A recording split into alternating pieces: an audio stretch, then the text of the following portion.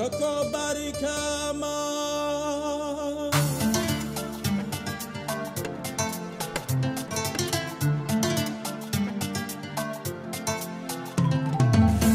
Toko kabunde, Yesu togo kabunde, kusebe toko kabunde, Yesu togo kabunde, kusebe. Aye kisili dama, Yesu togo kabunde, aye kumaboli dama, Yesu togo kabunde, anye jurumu ya pasoro, Yesu togo kabunde. Anye kene yali soro Yesu togo kabunde kusebe toko kabunde Yesu togo kabunde kusebe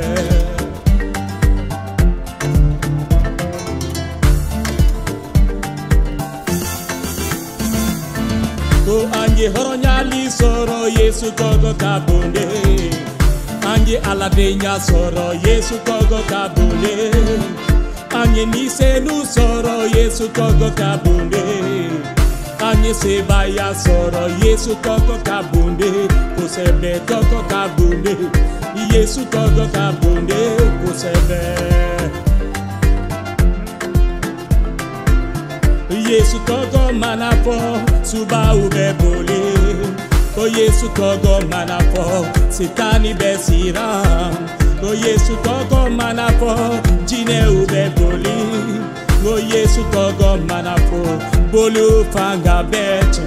Go togo kabunde Yesu togo kabunde Kusebe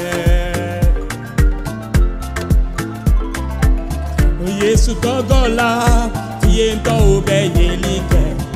Yesu togo la Namara ube tamam O Yesu togo la Kuna to ube sani ya soro Yesu togo la